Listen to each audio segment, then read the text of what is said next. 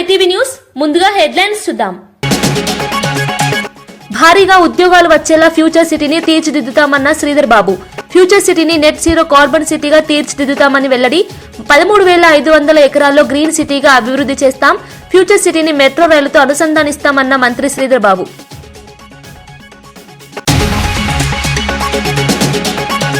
రాష్ట్ర వ్యాప్తంగా 11 చోట్ల డ్రగ్స్ కంట్రోల్ కార్యాలయాలు ప్రారంభించిన సత్యకుమార్. మంగళగిరి ఏపీఐఐసీ ప్రాంగణం నుంచి వర్చువల్ గా డ్రగ్స్ కంట్రోల్ కార్యాలయాలు. మొత్తం 11 కోట్ల వ్యయంతో డ్రగ్స్ కంట్రోల్ కార్యాలయ భవనాల నిర్మాణం. ప్రస్తుతం రాష్ట్ర వ్యాప్తంగా 4,000 డ్రగ్స్ శాంపిల్స్ సేకరిస్తున్నామన్న సత్యకుమార్. ట్రిలియన్ ఎకానమీ సాధనలో పర్యాటక రంగం పాత్ర కీలకమన్న మంత్రి జూపల్లి. ప్రస్తుత సమయంలో ఎకానమీ పెంపు అనేది అత్యవసరమని వెల్లడి. తెలంగాణ పర్యాటక రంగానికి మంచి రోజులు వస్తున్నాయని వ్యాఖ్య. చారిత్రక వారసత్వ సంపద గురించి చాలా మందికి తెలియదు అన్న మంత్రి.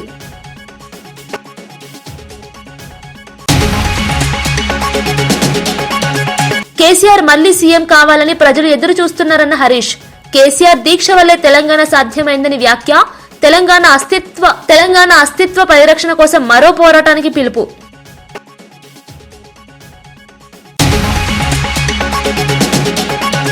ఇండిగో వైఫల్యాలపై కేంద్రం కఠిన వైఖరి.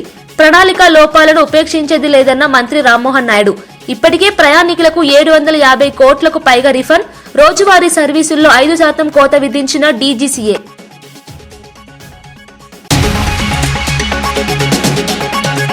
సనత్ నగర్ ఎమ్మెల్యే మాజీ మంత్రి తలసాని శ్రీనివాస్ యాదవ్ నేడు నిమ్స్ లో పేషెంట్లకు పండ్లు పంపిణీ చేస్తూ తెలంగాణ రాష్ట్ర సాధనలో కేసీఆర్ పాత్రను ప్రత్యేకంగా స్మరించారు. 1969 ఉద్యమంలో 400 మంది ప్రాణాలు కోల్పోయినా ఆ పోరాటం ఆశించిన ఫలితం ఇవ్వలేదని, అయితే 2001లో కేసీఆర్ తెలంగాణ రాష్ట్ర సమితిని ప్రారంభించి సాగరహారం, సకల జనుల సమ్మె, వంట మార్పు వంటి అహింసా మార్గాల ద్వారా రాష్ట్ర ప్రజలందరినీ ఐక్యం చేశారని చెప్పారు. 2009లో కేసీఆర్ చేపట్టిన ఆమరణ దీక్ష తెలంగాణ జాతిని తాటిపైకి తెచ్చి డిసెంబర్ 9న కేంద్రాన్ని రాష్ట్ర ఏర్పాటు ప్రక్రియ మొదలు పెట్టేలా చేసిందని గుర్తు చేశారు. 10 ఏళ్ల పాలనలో కేసీఆర్ తెలంగాణను అభివృద్ధి పథంలో నడిపించారని తలసాని పేర్కొన్నారు. కార్యక్రమంలో పలువురు ప్రజాప్రతినిధులు, కార్పొరేటర్లు, బీఆర్ఎస్ నాయకులు పాల్గొన్నారు. 1969 నుంచి జరుగుతున్నటువంటి ఒక సుదీర్ఘమైనటువంటి పోరాటం తెలంగాణ రాష్ట్ర ఆకాంక్ష. 1969లో ఉద్యమం వచ్చినప్పుడు రాజకీయ నాయకులు మోసాలు చేసినప్పుడు ఆ రోజు 400 మంది విద్యార్థులు అమరులైనటువంటి సందర్భం.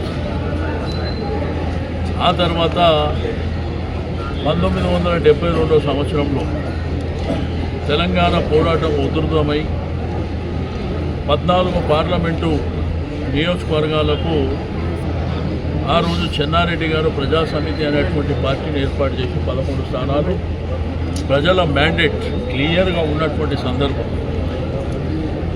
బట్ ఆ రోజు కూడా మరి దేశ ప్రధాని ఇందిరాగాంధీ దగ్గర వీళ్ళు లొంగిపోయినటువంటి సందర్భం.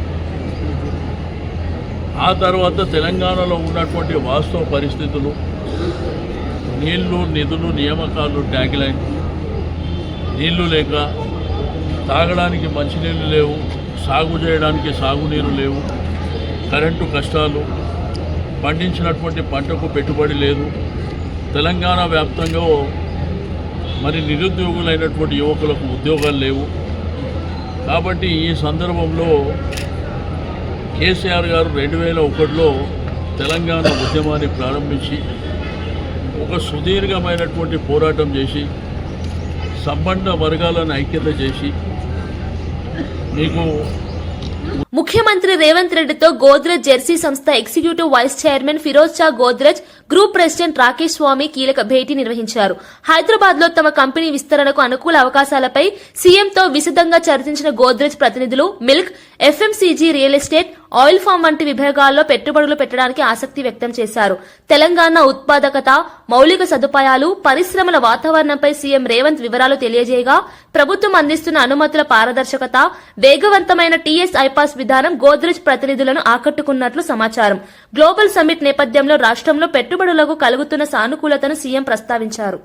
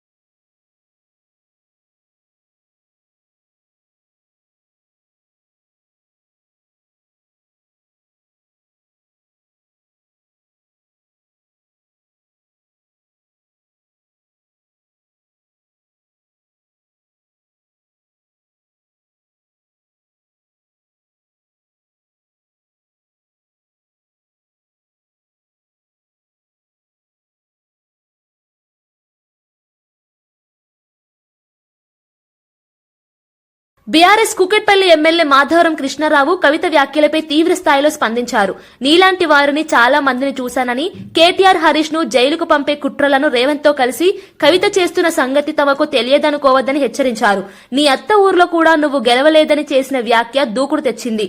ఈ వ్యాఖ్యలు సోషల్ మీడియాలో పెద్ద చర్చకు దారితీస్తున్నాయి. రాష్ట్ర రాజకీయాలు వేడెక్కిన వేళ బీఆర్ఎస్ కాంగ్రెస్ మధ్య మాటల యుద్దం మరింత ముదురుతోంది. కవిత వ్యాఖ్యలకు ఇది కఠినమైన ప్రత్యుత్తరంగా రాజకీయ విశ్లేషకులు అభిప్రాయపడుతున్నారు. మాట్లాడితే ఒప్పుకుంటాడు ఉన్నాడు. ఏం చేసుకుంటుంటే 10 ఏళ్ల కింద తెలంగాణ రాకముందు నేను ఆ రోజు పాట పాడు నల్లగొండ గద్దరుద్దని ఆ రోజు అనుకున్నాను నువ్వు చరిత్ర అని. తొలిపాలయంలో తెలంగాణ మొత్తం ఏమైనా చూసుకుంటా. ఏ షాప్ రోజులు లేవు, ఏ బట్ట షాప్ లేవు, ఏ బంగారు షాప్ లేవు. ఇలా మేము కబ్జేదామమ్మా. నేను ఇందిరానగర్కి నాకు 4 రోజుల కింద ఫిక్స్ అయింది నాకు ప్రోగ్రాం. నాకు అక్కడ ప్రజలను కాపాడేది నేను. ఆధీనంలో ఉన్నటువంటి ఐటీపీ ఆధీనం నుండి నిరుపేదలు బాధపడుతుంటే ఈ వస్తుంటే భయపడ్డారంట. నీ అసలు కుక్కలు మస్తు వచ్చిపోయినా నా దగ్గరికి. ఇక్కడ నా కుక్కడపల్లి ప్రజలు నాకు దేవుళ్ళు. వాళ్ళ బుద్ధలేని పాదాభివందనం చేస్తా. వాళ్ళందరించే నన్ను ఈ రకంగా గెలిపించారు. నా నీతి నిజాయితీని. బ్లూ సీట్లు కనబడితే వసూలు చేసేదానికి నీకు అలవాటు ఉంది, ఎవరికి అలవాటు లేదు. నీ మీద నిజంగా ముఖ్యమంత్రి గారు కానీ సెంట్రల్ గవర్నమెంట్ కరెక్ట్ గా సీరియస్ గా తీసుకుంటే నీ సంగతి ఏంటో, నీ మొగోలు సంగతి ఏంటో మొత్తం బయటకు వస్తాయి. ఇష్టం వచ్చాడు మాట్లాడితే భయపడ్డాడు వాళ్ళు లేడు. 6 గంటలు లేదు కూర్చుంటాను నేను. చూడండి, 6 గంటలు లేదు కూర్చుంటాను ప్రజల కొరకు. నాకు చరిత్ర ఉంది. ఈ వస్తుందంట భయపడిపోయినామంట. ఈమె తిరిగి ఏం చేసినావు? 307 పోయినావు, రిలీజ్ చేసినావు, అక్కడ ఎమ్మెల్యే చేసావు, ఎల్ఆర్ఐ చేసినావు. కథ దాని గురించి మనం మాట్లాడేది లేదు. ఇంకో ఎమ్మెల్యే తిరుగుతావు, ఎమ్మెల్యేలతో ఆగు సడన్ చేసుకుంటావు. మంత్రి పదవులు ఇచ్చినావు. మంత్రి పదవి ఎంతమందికి అమ్ముకున్నావు? మంత్రి పదవులు తెలియదా మాకు? మీ నాన్న అంటే ఒక గొప్ప పేరుంది. మహాత్మా గాంధీకి ఏ రకంగా పేరుందో కేసీఆర్ అంత మంచి పేరును సర్వనాశనం చేశావు. కేటీ రామారావు హైదరాబాద్ డెవలప్ చేస్తే కేటీ రామారావు చేసేటువంటి గొప్పతనాన్ని హైదరాబాద్ నాశనం చేస్తే కేటీఆర్ తిరుగుతున్నాను. హరీష్ రావు అయితే ఎప్పుడు ఎగొట్టాలి? నీ ప్లాన్ ఏందో తెలుసా? మీకు చెప్తున్నా విలేకరులు మేమే ప్లాన్ ఏందో. మంగళగిరిలోని ఏపీఐఏసీ ప్రాంగణం నుంచి వర్చువల్ గా రాష్ట్ర వ్యాప్తంగా 11 జిల్లాల్లో డ్రగ్స్ కంట్రోల్ కార్యాలయాలను వైద్యారోగ్య శాఖ మంత్రి సత్యకుమార్ ప్రారంభించారు. మొత్తం 11 కోట్ల వ్యయంతో నిర్మించిన ఈ భవనాలు మందుల నాణ్యత నియంత్రణ, అక్రమ ఔషధాలపై పర్యవేక్షణ, నియంత్రణలో కీలక పాత్ర పోషిస్తాయని మంత్రి తెలిపారు. కేంద్ర ప్రభుత్వ సహకారంతో కూటమి ప్రభుత్వం ఆరోగ్య రంగంలో పలు అభివృద్ది కార్యక్రమాలు వేగవంతం చేస్తోందని చెప్పారు. వాజ్పేయి శత జయంతి సందర్భంగా బీజేపీ చేపడుతున్న బస్ యాత్రను మంత్రి ప్రస్తావించారు. కొత్త కార్యాలయాలు ప్రజలకు మరింత మెరుగైన ఆరోగ్య సేవలు అందించేందుకు దోహదపడతాయని పేర్కొన్నారు. నిర్మాణమే కాకుండా ఇవాళ ఎక్స్ప్రెస్ హైవేలో కూడా గౌరవ ప్రధానమంత్రి నరేంద్ర మోడీ గారి నాయకత్వంలో నడుస్తుంది. ఆ విషయాన్ని వారు గుర్తు చేసుకోవడమే కాకుండా దేశ సమగ్రత, సమైక్యత, సార్వభౌమాధికారానికి గతంలో నష్టం వాటిల్లినప్పుడు ఏ రకంగా నాయకత్వ లక్షణాలని అటల్ బిహారీ వాజ్పేయి గారు చూపించారు.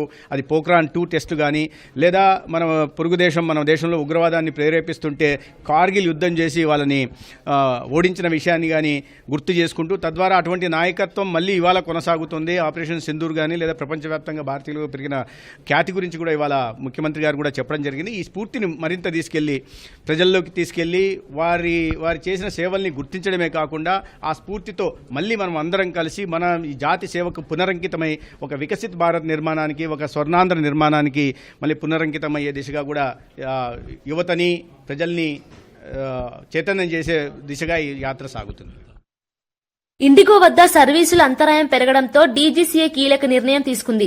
దేశవ్యాప్తంగా నడుస్తున్న 2200 సర్వీసుల్లో శీతాకాల షెడ్యూల్ కింద 5% కోత విధించింది. ముఖ్యంగా అధిక డిమాండ్ ఉన్న రూట్లలో విమానాల సంఖ్యను తగ్గించాలని ఇండిగోను ఆదేశించింది. సవరించిన షెడ్యూల్ను రేపు సాయంత్రం 5 గంటల్లోగా సమర్పించాలని డీజీసీఏ స్పష్టం చేసింది. లోక్సభలో మంత్రి రామ్మోహన్ నాయుడు మాట్లాడుతూ డిసెంబర్ 5న 706కు పడిపోయిన సర్వీసుల సంఖ్య సోమవారానికి 1800కు పెరిగిందని వెల్లడించారు. ప్రజల అసౌకర్యాన్ని తగ్గించేందుకు ప్రభుత్వం పర్యవేక్షణ కొనసాగిస్తుందని తెలిపారు. Flight duty time limitations scientifically designed to prevent pilot fatigue are being implemented. These reforms are essentially for passenger safety. DGCA adopted a phased-wise implementation plan in consultation with all the stakeholders. Indigo had clearly assured full compliance with these norms and also confirmed its preparedness to undertake its winter schedule. Despite these assurances, prima facie, it was observed that internal rostering disruptions led to large-scale cancellations, causing inconvenience to thousands of passengers. The ministry advised the regulator to act immediately. Inquiry orders and show cause notice to CEO and COO of Indigo were issued. Also, Indigo has been directed to restructure its operations, add reserve crew capacity, improve passenger handling, and restore normal schedules without any delay. Trump పేరును రోడ్డుకు పెట్టడంపై మాజీ మంత్రి హరీష్ రావు ఘాటుగా స్పందించారు. Trump ఏం చేశాడని road పేరుగా పెడుతున్నారు? మన తెలుగువారి పిల్లల్ని అమెరికాలో జైల్లో పెట్టించిందా? భారీగా ట్యాక్స్లు, ట్రాఫిక్లు పెంచాడా? ప్రజలపై భారాలు మోపిన వ్యక్తి పేరుతో రోడ్డెందుకు అంటూ ఆయన ప్రశ్నించారు. ప్రజల మనోభావాలు, గౌరవం దెబ్బతినే నిర్ణయాలు ప్రభుత్వం తీసుకోకూడదని ఆయన పేర్కొన్నారు. రాష్ట్ర అభివృద్ధి, ప్రజల సమస్యలపై దృష్టి పెట్టాల్సిన ప్రభుత్వాలు ఇలాంటి నిర్ణయాలతో వివాదాలు సృష్టించడం బాధాకరమన్నారు. ప్రజల అభిప్రాయాన్ని పట్టించుకుని నిర్ణయాలు తీసుకోవాలని హరీష్ రావు డిమాండ్ చేశారు. పిల్లలను, మన విద్యార్థులను బేడీలేసి జైళ్లలో పెట్టినందుకు ట్రంప్ రోడ్డు పెడతావు హైదరాబాద్లో? ట్యాక్సీలు పెంచి, టారిఫ్లు పెంచి మన దేశాన్ని ఇబ్బంది పెట్టి, మన దేశంలో ఇవాళ వ్యాపార సంస్థలు మూతబడి పిల్లల ఉద్యోగాలు ఊడగొట్టినందుకు ట్రంప్ పేరు పెడతావా? ఏం చేసిండు ట్రంప్? ఇలా మన పిల్లలు అమెరికాలో ఉద్యోగాలు రాక నానా ఇబ్బందులు పడుతున్నారు. విద్యార్థులకు ఫీజులు పెంచిండు ట్రంప్, చదువుకోవడానికి అమెరికా పోకుండా ఫీజులు పెంచిండు. ఫీజులు పెంచి, బేడీలేసి, మీ టారిఫ్లు పెంచి భారతదేశాన్ని ఇబ్బంది పెడుతుంటే ఈయనట ట్రంప్ రోడ్డు పెడతారట. ఇది భారతీయులను అవమానించడం, ప్రజలను అవమానించడం. ఎవడన్నా ట్రంప్ పేరు పెడతాడు? ట్రంప్ అంటాడు మన నోట్బుక్ ఎత్తగొడుతున్నాడు, మన టారిఫ్లు పెంచుతుండు, బేడీలేసి మన పిల్లల్ని అవమానపరిచి అత్యంత అవమానకరంగా మన పిల్లల్ని దేశం నుంచి ఎల్లగొడుతుంటే, జైళ్ళలో పెడుతుంటే వాని పేరు పెడతా అంటే అసలు నువ్వు ఏం మనిషివి? నీకేమైనా సోయి ఉందా లేదా? నాకైతే అర్థమవుతలేదు. ఫీజు రియంబర్స్మెంట్ సమస్యలతో విద్యార్థులు ఇబ్బందులు పడుతుంటే ప్రశ్నించినందుకు పానుగంటి చైతన్యను అరెస్ట్ చేయడం తీవ్ర అన్యాయమని ఎమ్మెల్సీ లేళ్ల అప్పిరెడ్డి మండిపడ్డారు. పేద విద్యార్థులకు చదువు అందకుండా కూటమి ప్రభుత్వం అడ్డు తగులుతోందని అన్నారు. విద్యార్థుల సమస్యలను ప్రస్తావిస్తే అరెస్టులు చేయడం ప్రజాస్వామ్యానికి విరుద్ధమని పేర్కొన్నారు. విద్యార్థుల హక్కుల కోసం వైఎస్ఆర్సీపీ ఉద్యమ బాట పడుతుందని అప్పిరెడ్డి స్పష్టం చేశారు. చైతన్యపై ఉన్న కేసులను వెంటనే ఎత్తివేసి న్యాయం చేయాలని డిమాండ్ చేశారు. యువత భవిష్యత్తును ప్రభుత్వం నాశనం చేయకూడదని హెచ్చరించారు. మనం ఎప్పుడూ చూడలేదు, భవిష్యత్తులో కూడా చూడమనే భావంతోనే ముందుకు సాగుతా ఉన్నాం. ఎందుకంటే ఎవరైనా ప్రశ్నల మీద, సమస్యల మీద ఈ ప్రభుత్వాన్ని ప్రశ్నిస్తే ఆ ప్రశ్నించినటువంటి గొంతుల్ని నొక్కాలని, ఆ గొంతుల్ని నులిమివేయటానికి చేస్తున్నటువంటి వాళ్ళ ప్రభుత్వ పోకడల్ని ఈరోజు ఈ రాష్ట్రంలో ఉన్నటువంటి ప్రజాస్వామ్యవాదులందరూ కూడా గమనించమని చెప్పి నేను ఈ సందర్భంగా కోరుతా ఉన్నాం. పానుగంటి చైతన్య ఏ నేరం చేశాడని మీరు వాళ్ళ జైల్లో పెట్టారు? చైతన్యని అరెస్ట్ చేస్తారా? అంటే చైతన్యని అరెస్ట్ చేస్తేనో అంటే ఉద్యమాలు ఆగిపోతావా? అరచేతిని అడ్డు పెట్టి సూర్యకాంత నాపాలని ప్రయత్నం చేస్తే ఏ విధమైనటువంటి ఫలితాలు ఉంటాయో ఇవాళ ఈ రాష్ట్రంలో ఉన్నటువంటి విద్యార్థి నాయకుల్ని, వైఎస్ఆర్ కాంగ్రెస్ పార్టీ నాయకుల్ని, కార్యకర్తల్ని అరెస్టులు చేస్తే అవే ప్రయోజనాలు ఉంటాయన్న అంశాన్ని సందర్భంగా గట్టిగా చెప్పదలుచుకున్నా. ఆనాడు రాజశేఖర రెడ్డి గారు ప్రవేశపెట్టినటువంటి ఫీజు రింబర్స్మెంట్ విధానం, ఆ తర్వాత ఈ రాష్ట్రంలో 5 సంవత్సరాలు పరిపాలన చేసినటువంటి జగన్మోహన్ రెడ్డి గారి హయాంలో ఏ ఒక్క విద్యార్థికి కూడా ఒక్క రూపాయి కూడా బాకీ లేకుండా ఏ త్రైమాసికానికి సంబంధించి ఆ త్రైమాసికంలో ఆ నిధులను విడుదల చేస్తే ఈ రాష్ట్రంలో ఈ రోజున తెలుగుదేశం పార్టీ అధికారంలోకి వచ్చిన తర్వాత పేద విద్యార్థులు చదువుకు దూరం చేస్తున్నటువంటి వైనం. ఎందుకంటే ఇవాళ ఫీజు రింబర్స్మెంట్ ప్రభుత్వం ఆ నిధులను చెల్లించుకుంటే కాలేజీల్లోకి రానివ్వటలా, ఎగ్జామ్స్ రాయనివ్వటలా, హాల్ టికెట్ ఇవ్వట్లా, మరోపక్క కోర్సు కంప్లీట్ అయిన వారికి ఆ సర్టిఫికెట్లు ఇవ్వనటువంటి పరిస్థితులు కళ్ళకు కట్టినట్లుగా కనిపిస్తా ఉంటే ఆ విద్యార్థుల పక్షాన, పేద విద్యార్థుల పక్షాన విద్యార్థులకు న్యాయం చేయండి. రాష్ట్రంలో చదువుకునే విద్యార్థులు ఇవాళ చదువును మానేసి కూలి పనులకు వెళ్తా ఉన్నారు, చిన్న చిన్న ఉద్యోగాల్లో స్థిరపడతా ఉన్నారు. ఎందుకంటే భవిష్యత్తు కోసం ప్రభుత్వాలు మారినప్పుడల్లా విధానాలు మార్చుకోవడం కాదు. ఎందుకంటే ఏ ప్రభుత్వం అధికారంలో ఉన్నా డాక్టర్ బిఆర్ అంబేద్కర్ గారు చెప్పినట్టుగా ప్రతి ఒక్కరూ చదువుకోవడానికి అవకాశం కల్పించాలా, ప్రతి ఒక్కరికి వైద్యం అందుబాటులో కల్పించాలా. ఆ నినాదాలతో ఈ రాష్ట్రంలో ఇప్పటివరకు కూడా పరిపాలన కొనసాగించినటువంటి ప్రభుత్వాలు మనం చూసాం. కానీ ఇవాళ ఒక దుర్మార్గమైనటువంటి ప్రభుత్వం, ఒక నిరంకుశ వైఖరి కలిగినటువంటి ప్రభుత్వం చంద్రబాబు నాయుడు ప్రభుత్వం ఇవాళ పరిపాలన చేస్తా ఉంది. ఏమి జగన్మోహన్ రెడ్డి గారు 5 సంవత్సరాల పరిపాలన కాలంలో ఏ రోజు కూడా ఏ విద్యార్థికి సంబంధించి కూడా ఫీజు రియంబర్స్మెంట్ విధానానికి సంబంధించి కానీ, విద్యార్థి వసతి దీవెనకి సంబంధించి కానీ ₹1 బకాయి లేదే. 2024లో ఆ రోజున 3 మాసాలకు సంబంధించి 1 త్రైమాసికం మాత్రమే, అది కూడా ఎన్నికల కోడ్ రావటం వల్ల ప్రభుత్వం చెల్లించలేనటువంటి పరిస్థితులు ఆ రోజు ఉంటే, ఆ రోజు నుంచి ఈ రోజు వరకు లెక్కిస్తే 8 త్రైమాసికాలు, నెలకి సుమారు. తెలంగాణ ఆర్థిక వ్యవస్థను బలోపేతం చేసే ప్రధాన రంగాలలో పర్యాటక ముందంజలో నిలుస్తుందని పర్యాటక మరియు సాంస్కృతిక శాఖ మంత్రి జూపల్లి కృష్ణారావు స్పష్టం చేశారు. తెలంగాణ రైజింగ్ 2047 గ్లోబల్ సమ్మిట్ లో తెలంగాణ అనుభవాలు, వారసత్వం, సంస్కృతి, ఫ్యూచర్ రెడీ టూరిజం అంశంపై జరిగిన చర్చలో అటవీ, దేవాదాయ శాఖ మంత్రి కొండా సురేఖతో కలిసి జూపల్లి కీలకోపన్యాసం చేశారు. 2047 నాటికి రాష్ట్ర జీఎస్టీపీలో పర్యాటక రంగం వాటాను 10% పెంచడం లక్ష్యమని చెప్పారు. యువతకు పెద్ద ఎత్తున ఉపాధి కల్పించేందుకు పర్యాటకమే అత్యుత్తమ అవకాశాలను సృష్టిస్తుందన్నారు.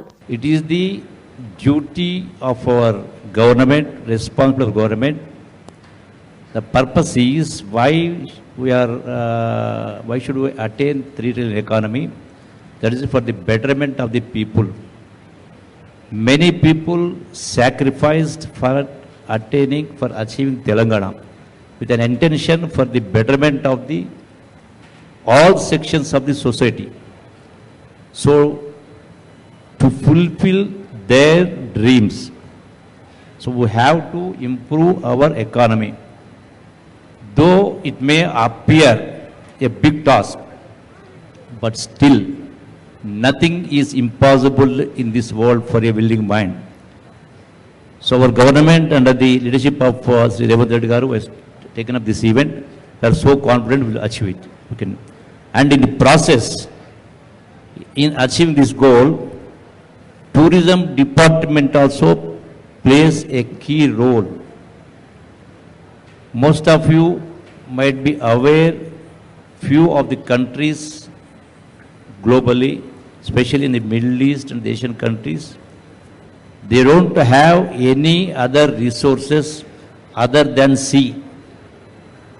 But still they could achieve now their purchasing per capita income is much higher than most of the countries.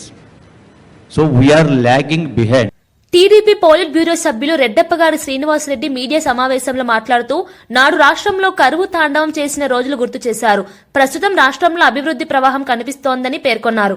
NTR Bhavan లో జరిగిన సమావేశంలో ఆయన మాట్లాడుతూ ప్రజల సంక్షేమానికి, అభివృద్దికి కూటమి ప్రభుత్వం కృషి చేస్తోందని తెలిపారు. కరువు సమస్యలు, ఆర్థిక ఇబ్బందులున్న రాష్ట్రాన్ని సుస్థిర మార్గంలో నడిపేందుకు ప్రభుత్వం తీసుకుంటున్న చర్యలను వివరించారు.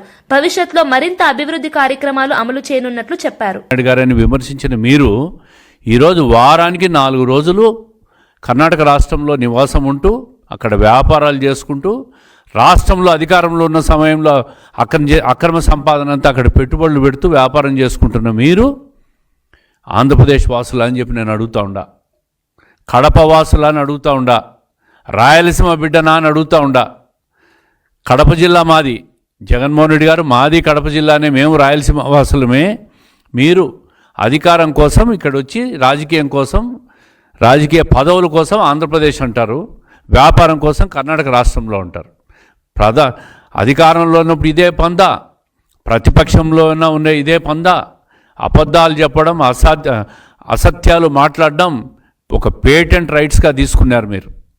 ఈ ప్రభుత్వం ఏ కార్యక్రమం చేసినా సాక్షి మీడియా, సాక్షి పత్రిక ద్వారా అబద్ధాలు, అభూత కల్పనలు, లేనిపోని ప్రజలను మభ్యపెట్టే ప్రయత్నాలు, విష ప్రచారాలు చేస్తున్న నీ సాక్షి మీడియా, సాక్షి ఛానల్తో పెట్టి నువ్వు ఇక్కడ రాజకీయం చేస్తూ ఉండవు.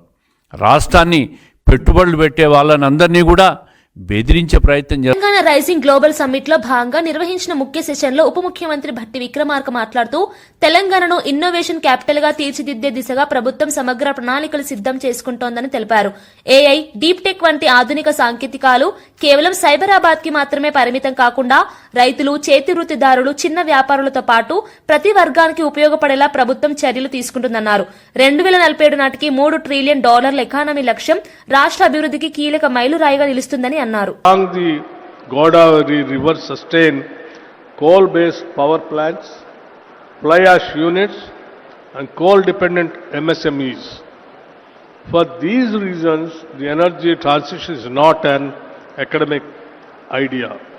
It is a lived reality. Therefore, our promise is simple.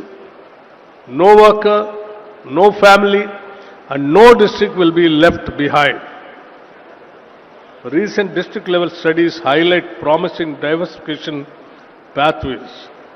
Tourism and ecotourism, food processing and agro-based industries, textiles and solar manufacturing and assembly. These are not emergency substitutions. They are future-ready sectors aligned with local strengths. Our transition will protect livelihoods, build new skills, support MSMEs, and convert coal districts into thriving and resilient green economic hubs. Life sciences రంగంలో హైదరాబాద్ రానున్న 25 ఏళ్లలో ప్రపంచ స్థాయి కేంద్రంగా మారే అవకాశాలున్నాయని IT శాఖ మంత్రి శ్రీధర్ బాబు అన్నారు. గ్లోబల్ సమ్మిట్ లో జీనోమ్ వ్యాలీ మరియు లైఫ్ సైన్సెస్ అంశాలపై జరిగిన ప్రత్యేక చర్చలో మంత్రి పాల్గొన్నారు. ఈ సందర్భంగా ఆయన మాట్లాడుతూ హైదరాబాద్ ఇప్పటికే ప్రపంచ పటంపై తన గుర్తింపు ఏర్పరచుకున్నదని చెప్పారు. Over the past 25 years, and the city of Hyderabad could evolve itself. I wish and see what we are trying to provide onto the platform, under the platform of One Bio. This is a platform where all the companies can use this platform, having access to the technology and come up with innovation. That is, and you know, I always keep telling elders over here that is high time what we would come up with $1 billion molecule. We have a hope and we have a trust in the entrepreneurial spirit, which they keep on dynamically moving. I see many entrepreneurs who have lots of expertise in this domain have still great other thinking that he wants to come up what after 25 years what this healthcare needs. Telangana vision 2047లో భాగంగా రాష్ట్రంలోని ప్రతి నిరుపేద కుటుంబానికి పక్కా ఇల్లు నిర్మించడం ప్రభుత్వ ప్రధాన లక్ష్యమని గృహ నిర్మాణ శాఖ మంత్రి పొంగులేటి శ్రీనివాసరెడ్డి పునరుద్ఘాటించారు. ఈ సందర్భంగా ఆయన మాట్లాడుతూ సొంతిల్లు అనేది ప్రతి కుటుంబానికి ఆదర్శ భవిష్యత్తు బాటలో ప్రధాన హక్కు అని చెప్పారు. దశల వారీగా అమలు చేయబోయే గృహ నిర్మాణ కార్యక్రమానికి ప్రభుత్వం ప్రత్యేక ప్రణాళికలు సిద్దం చేసిందని వివరించారు. ప్రోగ్రెస్ అండర్ న్యూ ఇందిరమ్మ ఇల్లు scheme housing board and Rajiv Sagraha have also contributed to over 1 lakh middle income houses.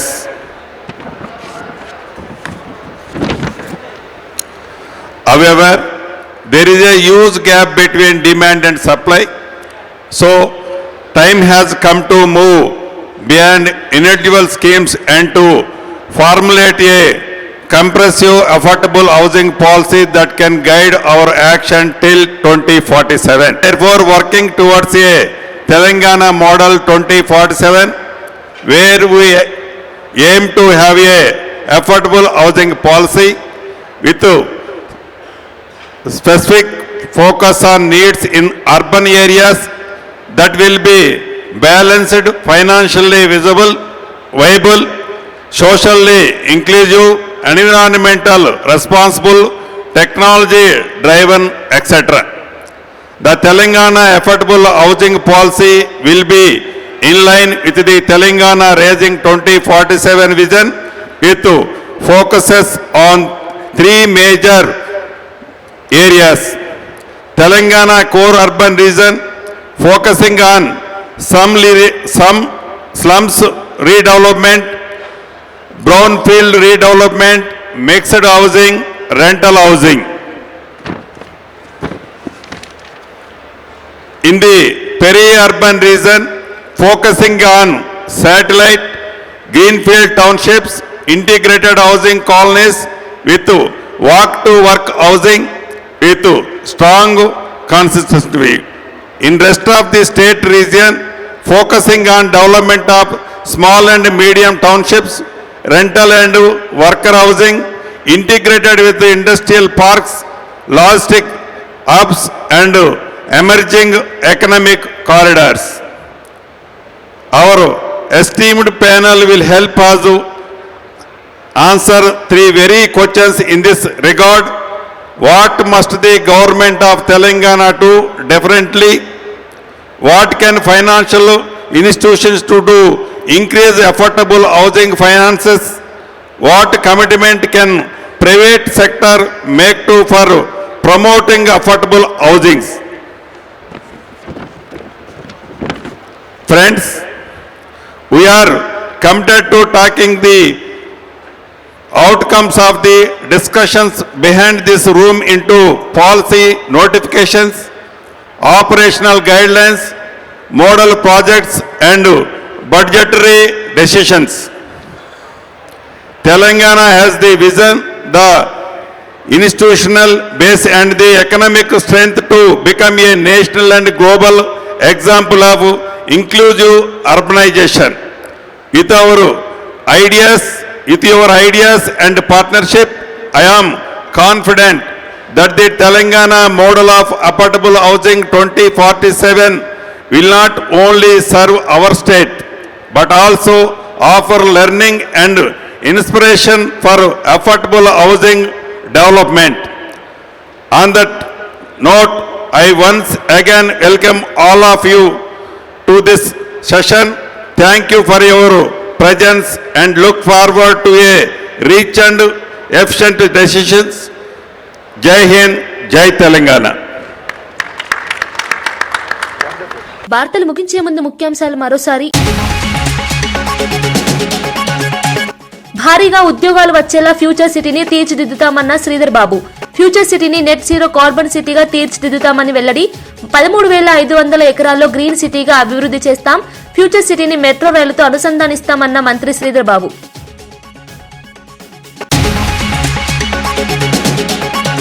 రాష్ట్ర వ్యాప్తంగా 11 చోట్ల డ్రగ్స్ కంట్రోల్ కార్యాలయాలు ప్రారంభించిన సత్యకుమార్. మంగళగిరి ఏపీఐఐసి ప్రాంగణం నుంచి వర్చువల్ గా డ్రగ్స్ కంట్రోల్ కార్యాలయాలు. మొత్తం 11 కోట్ల వ్యయంతో డ్రగ్స్ కంట్రోల్ కార్యాలయ భవనాల నిర్మాణం. ప్రస్తుతం రాష్ట్ర వ్యాప్తంగా 4,000 డ్రగ్స్ శాంపిల్స్ సేకరిస్తున్నామన్న సత్యకుమార్.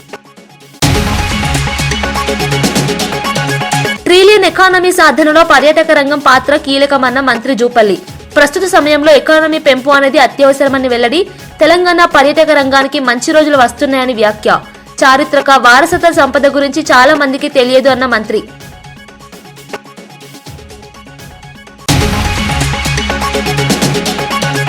కేసీఆర్ మళ్లీ సీఎం కావాలని ప్రజలు ఎదురు చూస్తున్నారన్న హరీష్. కేసీఆర్ దీక్ష వల్లే తెలంగాణ సాధ్యమైందని వ్యాఖ్య.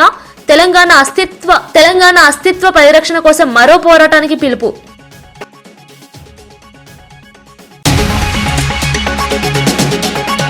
ఇండిగో వైఫల్యాలపై కేంద్రం కఠిన వైఖరి. ప్రణాళిక లోపాలను ఉపేక్షించేది లేదన్న మంత్రి రామ్మోహన్ నాయుడు. ఇప్పటికే ప్రయాణికులకు 750 కోట్లకు పైగా రిఫండ్. రోజువారీ సర్వీసుల్లో 5% కోత విధించిన డీజీసీఏ.